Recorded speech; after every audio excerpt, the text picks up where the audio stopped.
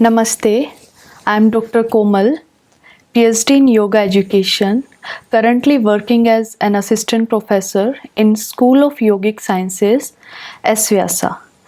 So today, on the occasion of International Day of Yoga, we are having 21-day lecture series. So I will be presenting on Yoga for Climate Resilience.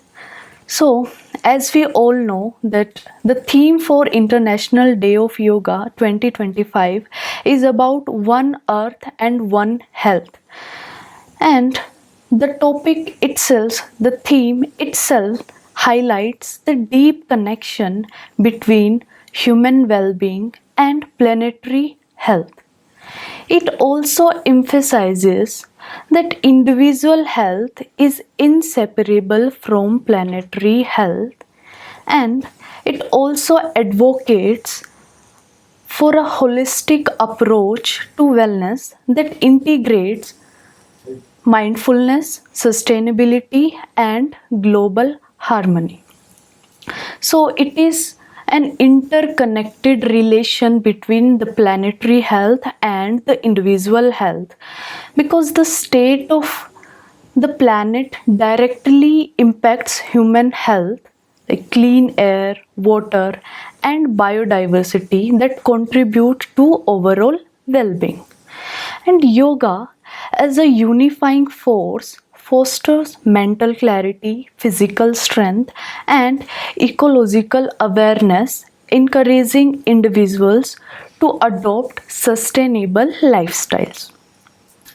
So, on the occasion of IDY, our Honorable Prime Minister has come up with the global wellness movement, and this theme promotes collective responsibility, urging communities to embrace yoga as a tool for both personal and environmental well-being. So now we talk about the yoga for climate resilience. First, we should know what is climate resilience. Climate resilience refers to the capacity of individual, community, and ecosystem to adopt, recover, and thrive in the face of environmental challenges like extreme weather, rising temperature, and natural disasters. It also involves developing sustainable practices and strengthening infrastructure, fostering mental and physical well-being to cope up with climate-related stresses. And by integrating mindfulness, eco-conscious habits, and sustainable living, such as yoga and environmental awareness, human can build resilience that benefits both personal health and the health of the planet. Now we talk about how yoga can act as a powerful tool for cultivating resilience in multiple dimensions. Dimensions like mental resilience, physical resilience, and ecological resilience. First, we will talk about what is mental resilience. So, mental resilience is all about the ability to cope up with stress, uncertainty, and adversity while maintaining the emotional balance. It involves the practices like mindfulness, meditation, and self awareness to enhance inner strength and clarity. Next is physical resilience. What is physical resilience? Mental, we know. Now we come to the physical resilience. So, it is the body's capacity to withstand strain, heal from injuries, and adapt to environmental changes. And regular yoga practices, exercises, and balanced nutrition along with relaxation techniques can contribute to physical endurance and vitality. For example, our body becomes flexible if we practice asana daily.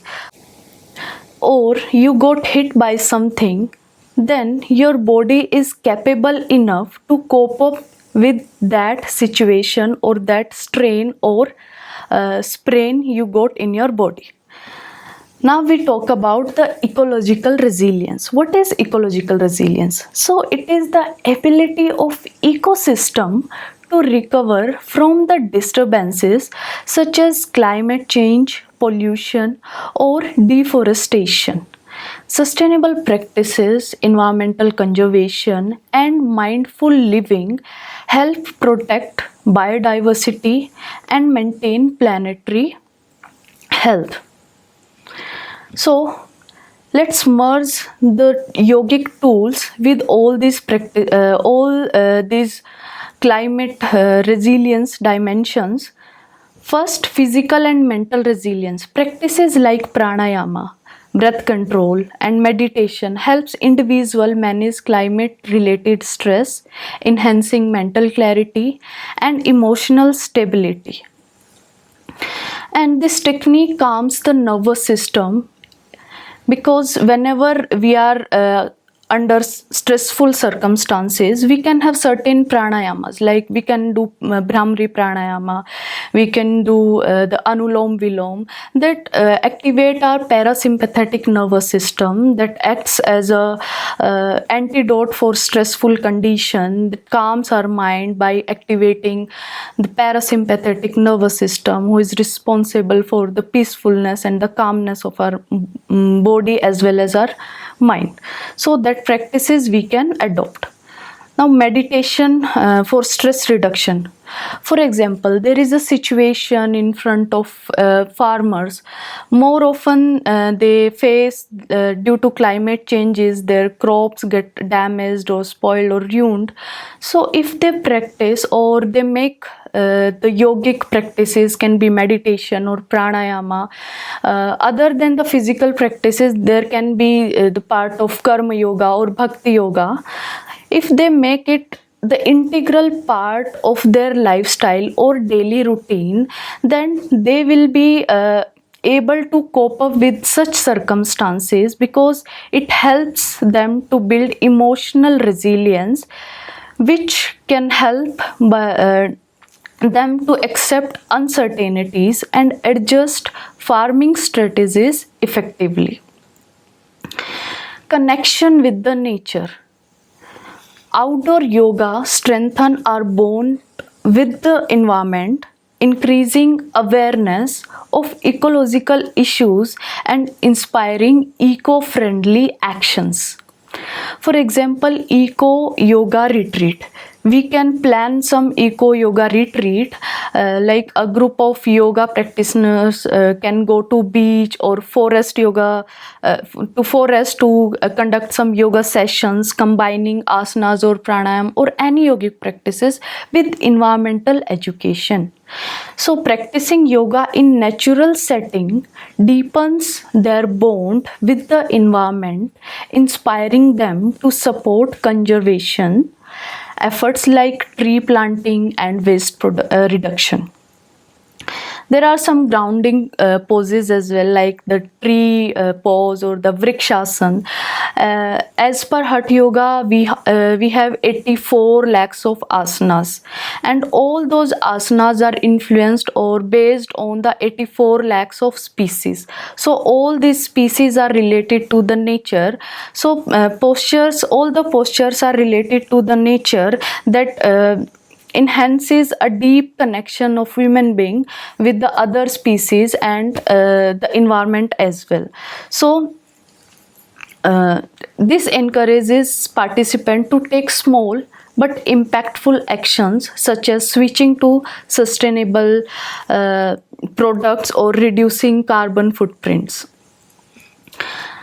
Now, yoga fosters mindfulness, helping individuals become more aware of their thoughts, actions, and surroundings. This heightened awareness extends to how we interact with the environment, encouraging eco-conscious living through intentional choices. For example, yoga and mindfulness for sustainability. By practicing yoga, We cultivate presence and awareness, making individual more mindful of consumption, waste, and their impact on nature. Just like breathing practices. Breathing practices enhances inner balance and improve greater appreciation for the earth's resources. We all want to practice the pranayama in the lap of nature. We don't want to be surrounded by the concrete park whenever we are practicing pranayama, because we are supposed to take the pure air inside our lungs, not the impure. And in today's fast-paced world, there are so many pollutants that affect our environment or the quality of the air. So it brings up a sense of awareness about the air and the environment, that we should have a pure and peaceful surrounding around us, so that we can get the maximum amount of pure air and the calmness of the nature. So this also encourages a harmonious relationship with nature and reinforcing sustainable habits. Some more principles of yoga are there. For example, in Ashtanga Yoga, that is the part of Patanjali Yoga Sutra, there are 8 limbs, and in those 8 limbs we have the very first limb, that is called Yama. Yama is all about social discipline, means how should we react and act and behave in the society. And in Yama we have 5 core principles. First is ahimsa. How ahimsa can benefits the environment. So ahimsa, a core principle of yoga, teaches non-violence. Mansa vachaka karma means the non-violence in thoughts, actions, and even in interaction. We should not be violent, not through the action only, but by our interaction and the thoughts as well. This deep look at the deepness of this philosophy, that we should not be violent by our action, but by our thoughts and the interaction as well. So this extends to respecting nature as well, like adopting plant-based diet. So it's suggesting us not to harm animals, because animals are also the part of the environment, and if we kill the animals, it increases the carbon emission that is very harmful for the environment. So we can adopt the good eating habits and can switch to vegetarian diet, and we can also reduce the plastic use and can protect biodiversity of the nature. We can also adopt the eco-friendly yoga practice, such as using sustainable yoga mats and minimizing energy consumption, embody the spirit of ahimsa. One more principle of yama is there, that is aparigraha. Aparigraha is all about non-possessiveness, not to possess the thing that is not required, or over possession of things should be avoided. So it emphasizes detachment from material excess and urges simple living. It aligns with sustainability by encouraging minimalism, mindful consumption, and reducing waste. So this yogic philosophy reflects choosing quality over quantity in purchase and embracing second-hand or upcycled goods and avoiding unnecessary accumulation. Energy conservation and sustainability. Now we can conclude that yoga promotes a balanced lifestyle, discouraging excess consumption and supporting ethical choices that reduces environmental impact. Minimalist yoga practice.